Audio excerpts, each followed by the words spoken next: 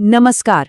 देखिए, उत्तर प्रदेश को भारत का अन्न का कटोरा यूं ही नहीं कहा जाता और इस कटोरे को भरने के लिए सबसे जरूरी चीज है पानी।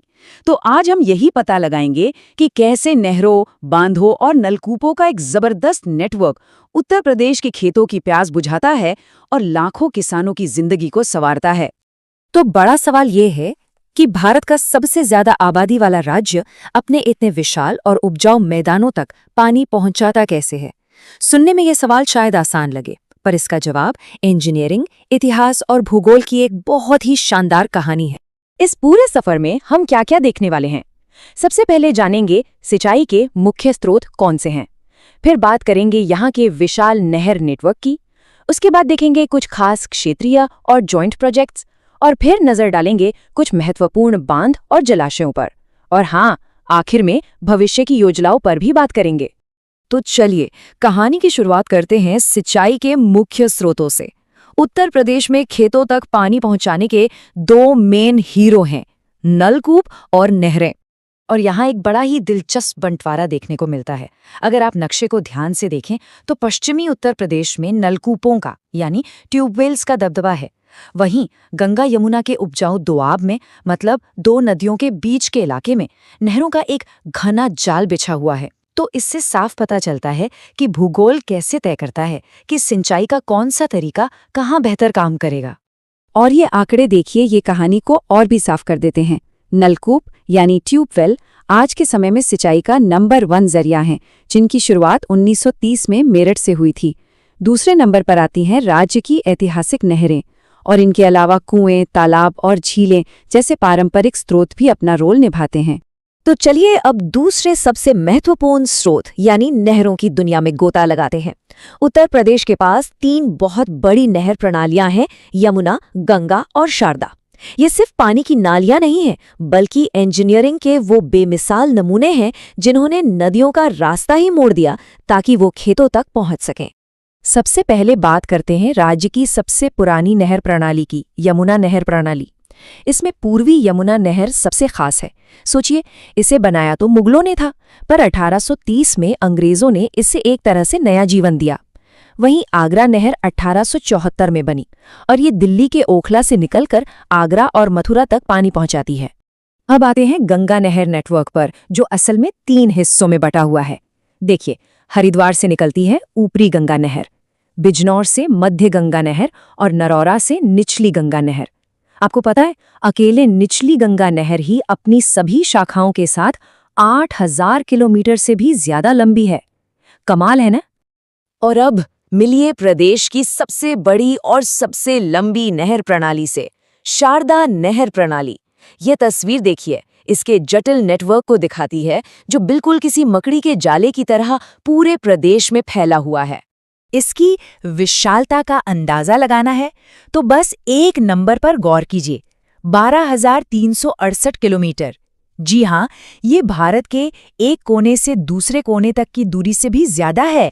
ये वाकई में हैरान करने वाला आंकड़ा है। और इसी अविश्वसनीय पहुंच की वजह से शारदा नहर प्रणाली को उत्तर प्रदेश की जीवन रेखा भी कहा जाता है। इसका राज्य की खेती और अर्थव्यवस्था पर सीधा और बहुत गहरा असर पड़ता है। चलिए अब नहरों के इस विशाल जाल से आगे बढ़कर कुछ खास क्षेत्रीय परियोजनाओं पर नजर डालते हैं, जैसे कि बुंदेलखंड की जरूरतें, और साथ ही उन प्रोजेक्ट्स को भी देखेंगे जो राज्यों और देशों की सीमाओं को पार कर सहयोग की मिसाल कायम करते हैं। देखिए, बुंदेलखंड जैसे कुछ इलाकों की भौगोलिक जरूरतें अलग हैं, तो उनके लिए खास परियोजनाएं भी बनाई गई हैं, जैसे बेतवा नदी पर बना माता टीला बांध, जहां से गुड़सराय और मंदर नहरें निकलती हैं, या फिर केन नहर, जो मध्य प्रदेश से शुरू होकर उत्तर प्रदेश के बांदा जिले तक आती है। और ये डायग्राम तो बड़ी शानदार ढंग से दिखाता है कि पानी जो है ना, वो सरहदें नहीं देखता। बाणसागर परियोजना उत्तर प्रदेश, मध्य प्रदेश और बिहार का एक जॉइंट प्रोजेक्ट है। वहीं सरयू नहर राष्ट्रीय परियोजना में तो नेपाल के साथ मिलकर काम किया जाता है। लेकिन कहानी सिर्फ खेतों की सिंचाई पर ही खत्म नहीं होती। ये जल परियोजनाएं पीने के पानी और बिजली जैसी हमारी दूसरी बड़ी जरूरतें भी पूरी करती हैं। चलिए अब कुछ प्रमुख बांधों, बैराजों और जलाशयों को देखते हैं। तो यहाँ कुछ मुख्य बांधों की एक झलक है। रामगंगा बांध, जो कालागढ़ में है, ये उत्तर प्रदेश का सबसे ऊंचा बांध है। और वहीं दूसरी तरफ प्रयागराज में बेलन नदी पर बना मेजा जलाशय अपने खास तरीके से बने होने के लिए जाना जाता है। इसे मिट्टी का बांध या अर्थन डैम भी कहते हैं। अब जरा उन बैराजों की बात करते हैं जो खास तौर पर बड़े शहरों को पीने का पानी पहुंचाते हैं। यमुना पर बना गोकुल बैराज मथुरा और आगरा के लिए है, तो वहीं गंगा पर बना लव कुश बैराज कानपुर की प्यास बुझाता है। और गंगा जल परियोजना तो दिल्ली एनसीआर क्षेत्र तक गंगा का साफ पानी पहुंचाती है। अच्छा, ये तो हुई आज की बात, लेकिन पानी की जरूरतें तो लगातार बढ़ रही हैं ना। तो आइए देखते हैं कि भविष्य में उत्तर प्रदेश के वाटर इंफ्रास्ट्रक्चर को मजबूत करने के लिए कौन सी परियोजनाएं बन रही हैं या फिर अभी प्लानिंग में हैं। भविष्य की जरूरतों को पूरा करने के लिए भी काम पूरी रफ्तार से जारी है। सोनभद्र में कन्हर सिंचाई परियोजना पर काम चल रहा है, मध्य गंगा नहर का दूसरा फेज भी बन रहा है और बेतवा नदी पर भौंडा बांध बनाने का भी प्रस्ताव है। ये दिखाता है कि पानी की बढ़ती मांग को पूरा करने की कोशिशें लगातार चल रही हैं।